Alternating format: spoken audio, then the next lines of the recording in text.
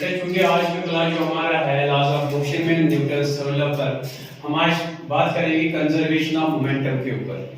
बेटा सबसे पहली बात रफली आपको पता है मोमेंटम टर्म जो है इसको हमने कुछ दिन पहले डिस्कस किया। मोमेंटम जो कि एक फिजिकल क्वांटिटी है और मोशन ऑफ बॉडी में मेजर होती है, और मोशन ऑफ बॉडी में जब हम मोशन लीनियर लेते हैं तो लीनियर मोमेंटम कहलाते हैं और हमेशा होता है बराबर मास cross velocity.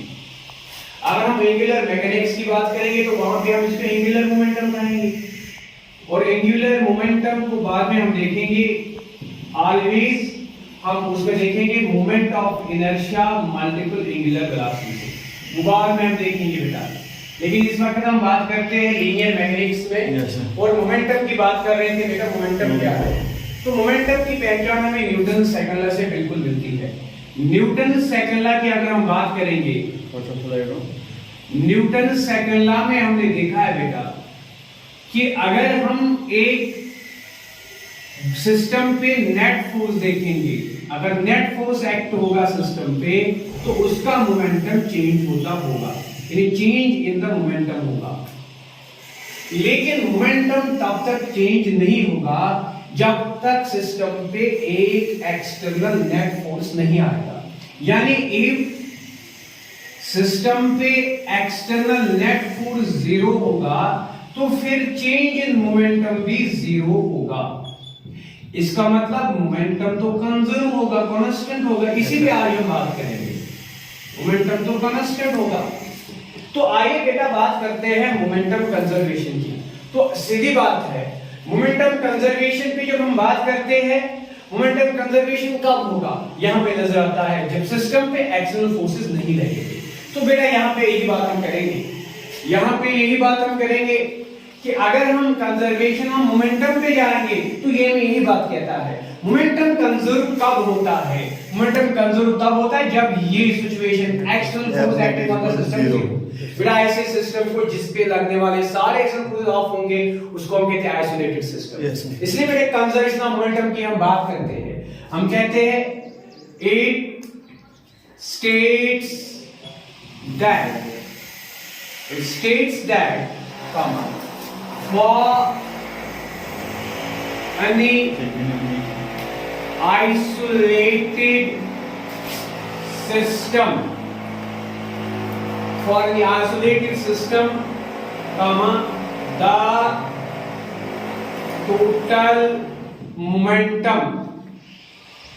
the total momentum remain conserved और कांस्टेंट। बेटा इसलिए एक आइसोलेटेड सिस्टम की जब बात करते हैं sir what is an isolated system, वो सिस्टम जिस पे लगने वाले एक्सटर्नल फोर्सेस जीरो होंगे। यानी याद रखिए बेटा it states that for any isolated system the total momentum remain conserved or constant. That is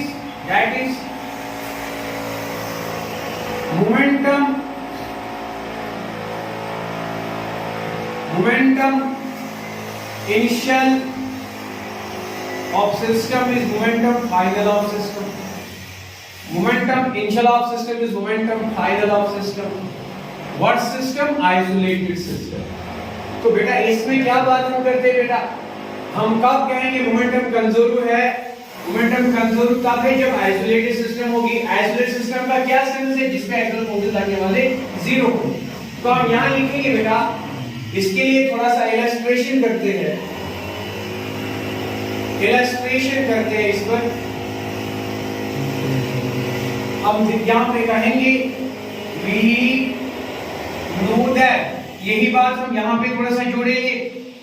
Newton की सेकंड लॉ हमें कहता है force external is equal to rate of change of momentum, rate of change of momentum.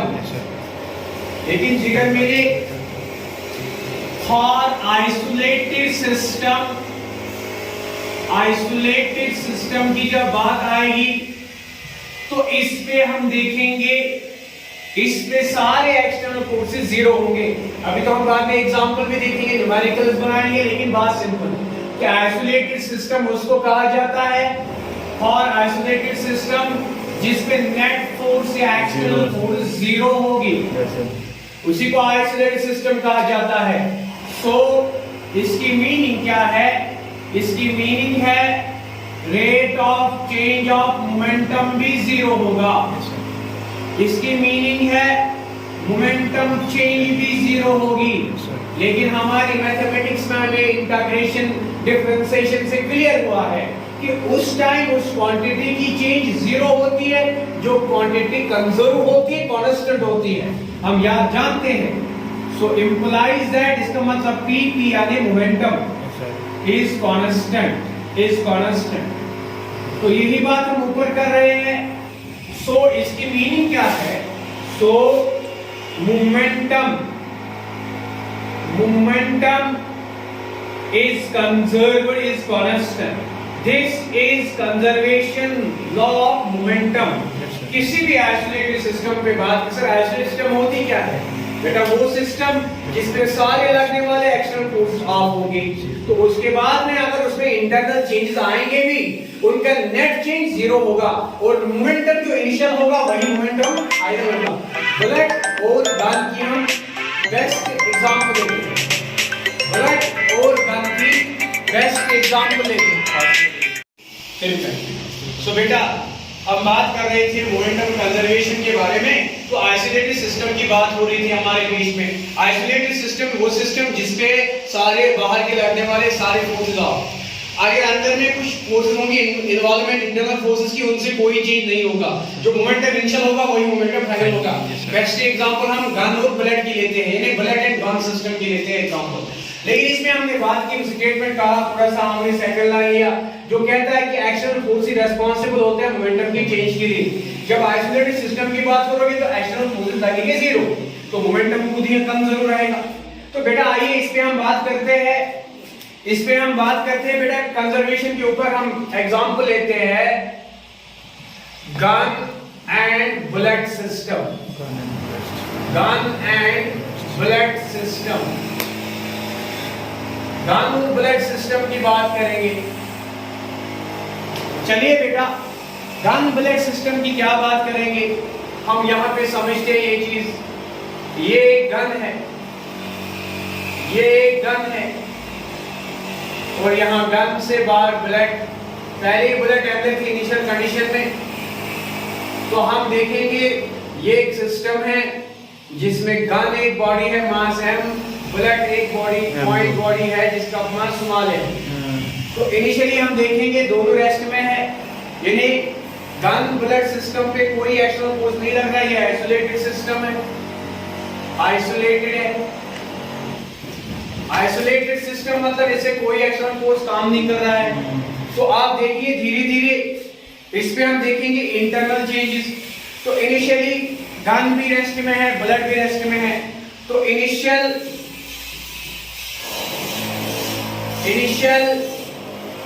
Condition में momentum जो initial बनेगा वो momentum of gun बनेगा। Momentum of gun की वेलोसिटी को हम v मानते हैं, plus momentum of bullet, mass of bullet and velocity of bullet को u मानते हैं। ठीक, लेकिन आपको पता है इनिशियली दोनों रेस्ट में है, इनिशियली v भी जीरो है, इनिशियली u भी जीरो है। तो मोमेंटम इनिशियल बिल्कुल जीरो है बिकॉज इनिशियली कोई चेंज नहीं। बाद में हमने गन के अंदर से ट्रिगर दबाई, इंटरनल चेंज डेवलप की। जब इंटरनल चेंज डेवलप की, बुलेट को मोशन आ गई, बुलेट मोशन में आया। So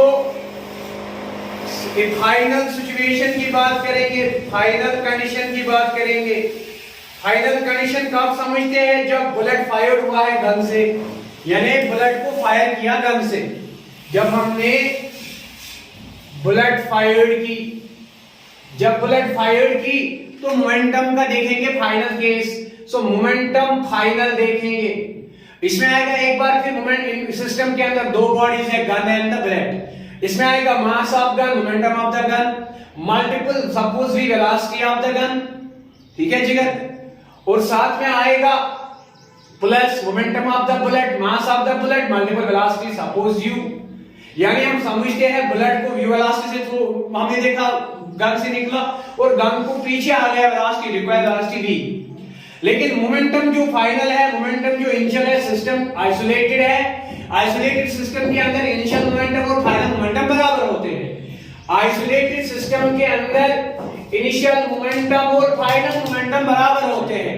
internal situation, internal changes से मोमेंटम में कोई फर्क नहीं आएगी। इसलिए हम कहते हैं बेटा वी हैव, हम लिखेंगे we have as per conservation law of momentum, momentum final should be equal to momentum initial, but momentum final is basically mass of gun, velocity of recoil plus mass of bullet, velocity of bullet fired बराबर initial momentum total 0 बराबर।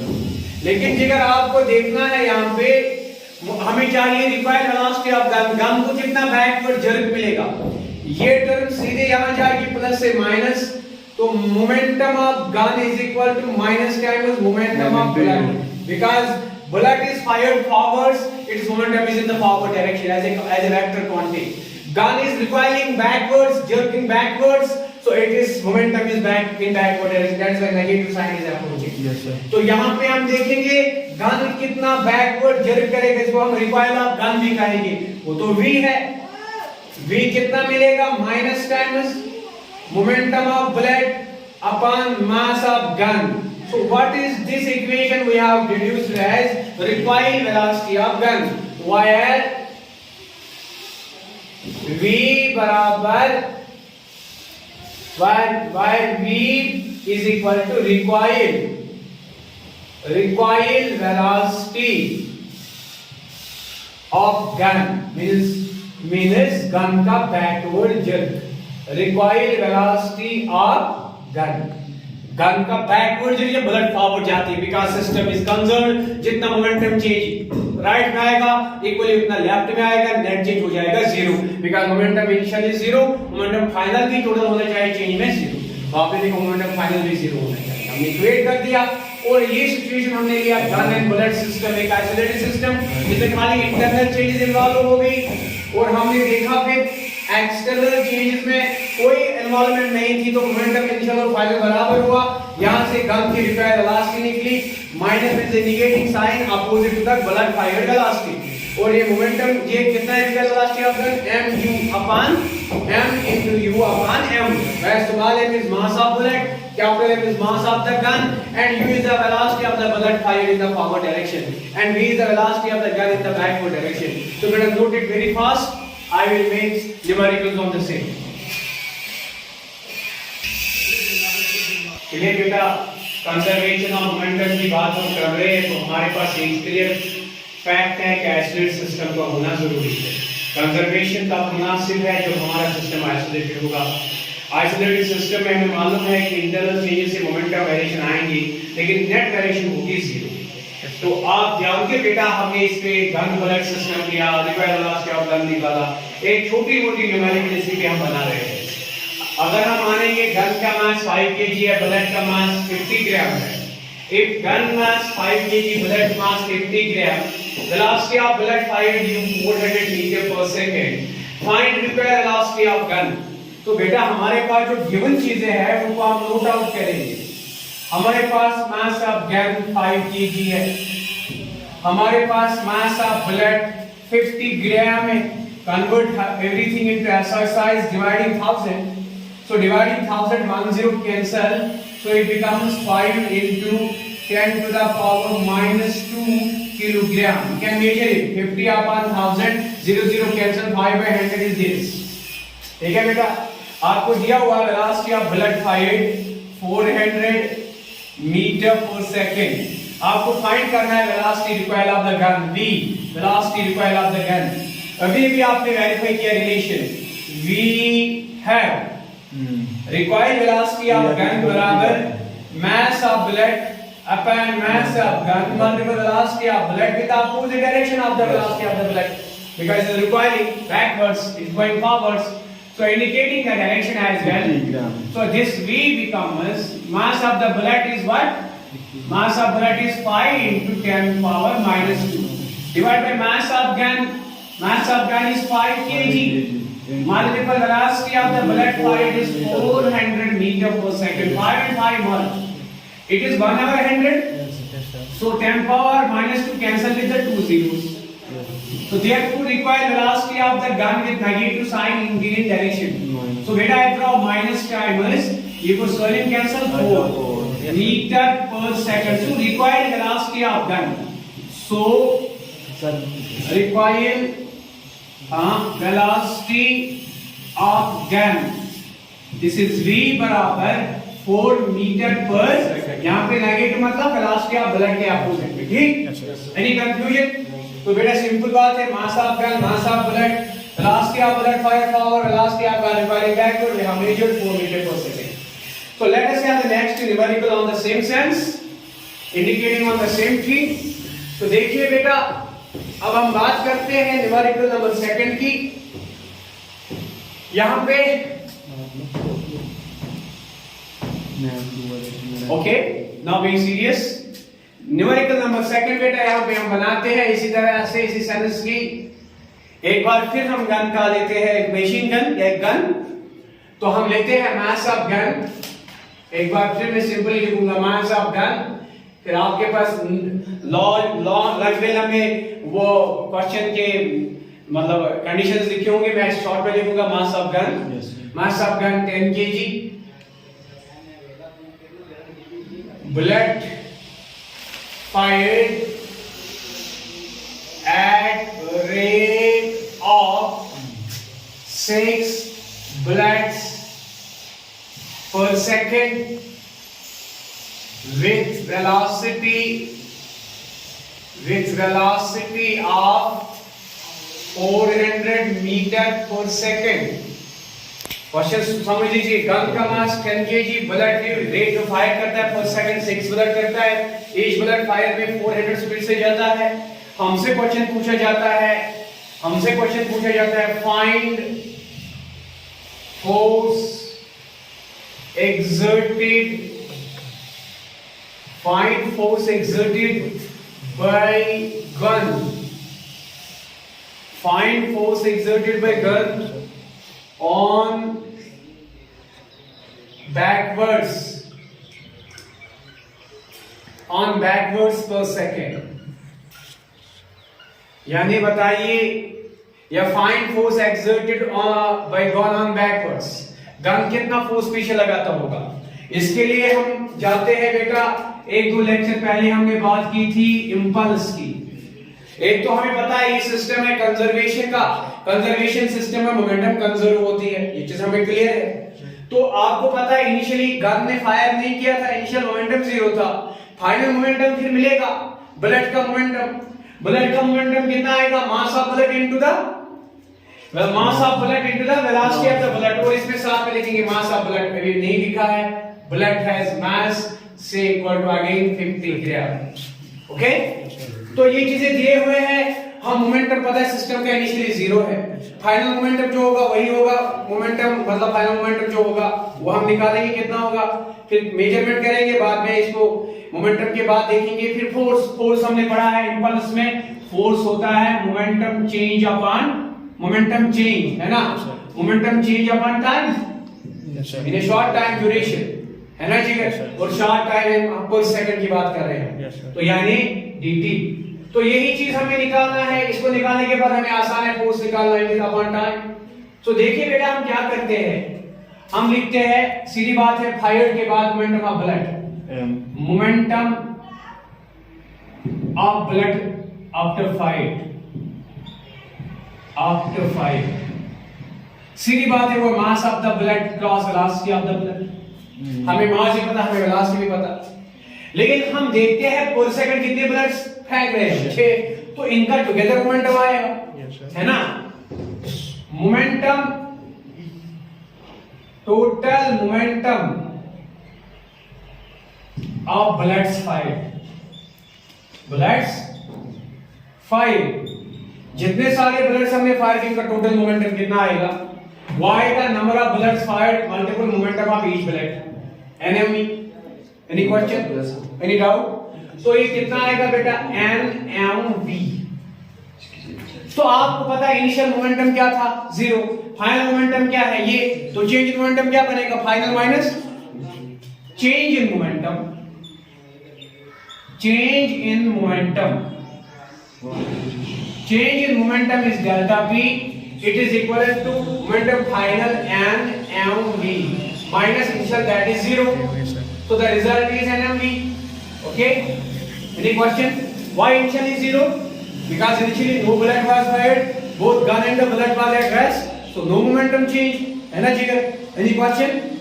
तो आप देखिए यहाँ पे फिर ये क्या मिलेगा आपको, तो फिर ये क्या मिलेगा आपको बेटा, मोमेंटम चेंज को मेजर करेंगे, number of bullets fire 6, mass of each bullet 50 gram, so it is 5 multiple 10 power minus 2 kilogram. Any question?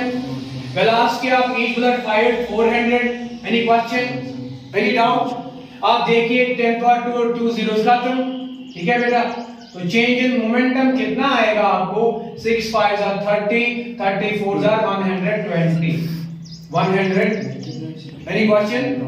सो कितना फोर्स एक्ट करेगा गन बैकवर्ड्स में, सो फोर्स या rate of force exerted by gun, so force exerted impulse से result हमें measure हुआ by gun, force exerted by gun in the backwards is always momentum change upon time, and time is a rate per unit second, per unit time, है ना बेटा? So that simply means it becomes equal to momentum, that is 120 upon 1, that is 120 Newton.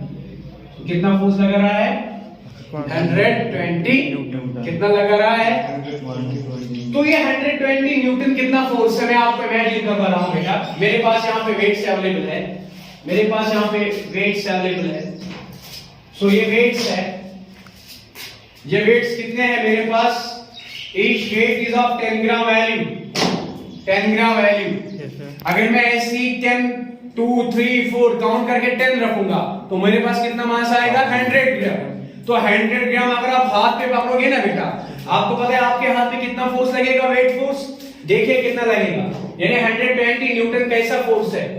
अगर मैं आपको कहूंगा हम force को major कैसे करते हैं, हम फोर्स को मेजर करते हैं न्यूटन में, ठीक है बेटा?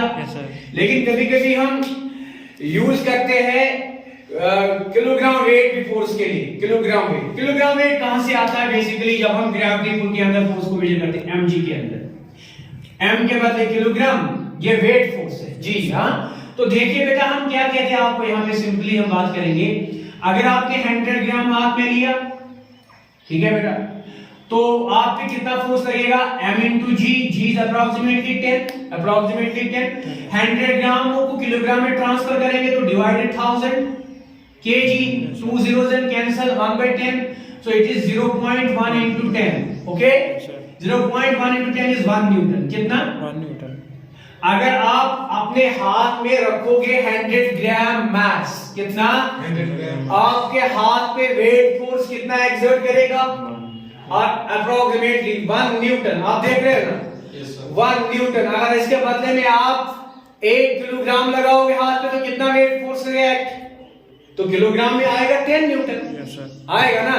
तो ऐसे ही समझो कि 120 न्यूटन आपको जर्क लगेगा मशीन गन से, when you fired at the rate of 6 bullets per second at the speed of 400 per bullet, the gun jerks backwards and exerts a force on the shoulder equal to 120 newton per second. Okay, let us wait for a while, we'll make next numerical to discuss. Next numerical number 3 पे क्या से हम third numerical पे बात हम करते हैं बेटा। अगर हम यहां से लेते हैं एक सिस्टम में दो बॉडी, एक बॉडी और सिस्टम की दूसरी बॉडी, ये 1 kg मास और ये 2 kg मास, इसको वेलोसिटी प्रोवाइड किया अलोंग द लाइन 2 मीटर पर सेकंड, इसको वेलोसिटी प्रोवाइड किया अलोंग द लाइन, इसकी जो वेलोसिटी है अलोंग द लाइन वो है 1 मीटर पर second. Definitely there must be collision because इसकी वेलोसिटी इससे ज्यादा है, सो देयर हैपेंस कोलिजन। इनका कोलिजन हुआ, आफ्टर कोलिजन सिचुएशन ऐसे बन गई, बॉडी ऑफ 1 kg मास को हम देखते हैं वेलोसिटी जो मिल रही है वो 1 मीटर पर सेकंड मिल रही है, और जो बॉडी दूसरी है 2 kg मास की, इसकी वेलोसिटी नहीं मालूम, हमें क्वेश्चन पूछता है find the velocity of the body after collision. बेटा हम जानते हैं ये बॉडी इस बॉडी को हिट जरूर करेगी, बिकॉज अगर इसकी वेलोसिटी u1, इसकी velocity u1, u2, u1 is greater than u2, there is collision. So याद रखिए ये एक सिस्टम लेंगे, एक सिस्टम जो आइसोलेटेड सिस्टम, बिकॉज कोई एक्शन कोई काम नहीं कर रहा है, और बाद में ये आफ्टर कोलिजन फिर भी सिस्टम है, बिकॉज ये सिस्टम के अंदर हो रहा है। तो आइसोलेटेड सिस्टम, तो इसका जो नेट मोमेंटम होगा वही इसका भी होगा, तो आसान क्वेश्चन हमारा है। So momentum initial should be equal to momentum final. तो इसको हम सिंपली आसानी से मेजर करेंगे, बिकॉज ये भी कोई कोलिजन जो हुआ है इंटरनल चेंज की वजह से हुआ है, कोई एक्शन एजेंट नहीं आया जिसने इसको बोला कोलिजन को हिट किया, फोर्स किया, अलबत्ता ये खुद ऐसे जा रहे हैं कि इनको कोलिजन होना है इंटरनल सिस्टम के एतबार से। तो आइए बेटा इसकी बात करते हैं सॉल्यूशन में। हम लिखते हैं मोमेंटम इनिशियल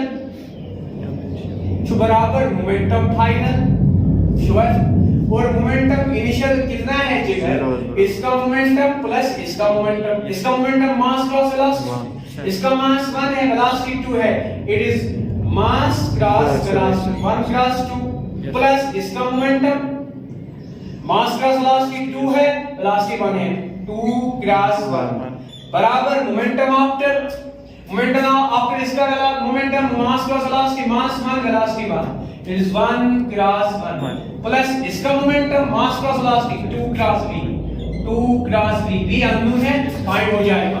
तो आप देखिए 2 1s are 2 plus 2 1s are 2, 2 plus 2 is 4 बराबर 1 cross 1 is 1 plus 2v, plus 1 यहां आएगा या यहीं रहेगा, -1 बन गया है ना, प्लस 1 यहाँ के -1, साथ में 2v, श्योर, तो 4 का 1 निकलेगा 3, तो v का रिजल्ट आना चाहिए, यहाँ पे 3 बचा, v के वैल्यू में 2 डिवाइड होगा, दैट इज 1.5 मीटर पर सेकंड।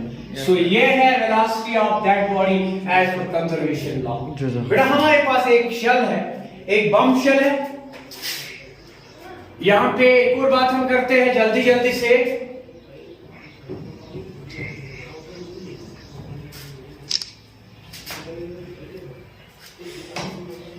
यहां पे एक नेक्स्ट न्यूमेरिकल, एक शेल है, बम है।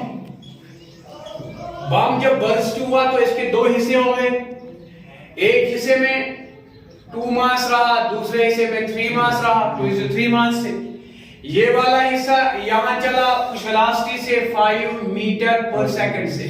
अब ये वाला हिस्सा भी equal momentum, conservation law momentum, internal change से मोमेंटम नेट चेंज 0 होगा। अगर इनिशियली मोमेंटम बदला तो फाइनली इसका जो मोमेंटम है वो कितना होगा, वो तो कंजर्व रहेगा। नेट मोमेंटम कितना होगा बेटा, तो यहां पे देखिए बेटा, इसकी जो वेलोसिटी है नहीं मालूम, तो हम जानते हैं जिगर मेरे, सिंपलीफाई करेंगे इस चीज को यहां से सिंपली, आसान बात है। इनिशियली ये बम है, ये फटा नहीं है, इसमें कोई चेंज नहीं है, तो इनिशियल मोमेंटम 0। फाइनल मोमेंटम जो है, फाइनल मोमेंटम जो इसका है वो कितना है बेटा, वो भी चेंज में 0 होगा, लेकिन इसका मोमेंटम और इसका मोमेंटम टोटल 0 होना है। तो हम शॉर्ट में लिखेंगे वी हैव, इसके लिए भी conservation law, momentum final is momentum initial, momentum final इसका मोमेंटम, इसका मास 2 से को खत्म करेंगे m से, तो ये 2 रहेगा, तो इसका मोमेंटम आएगा 2 into v प्लस इसका मोमेंटम आएगा 3 into 5u।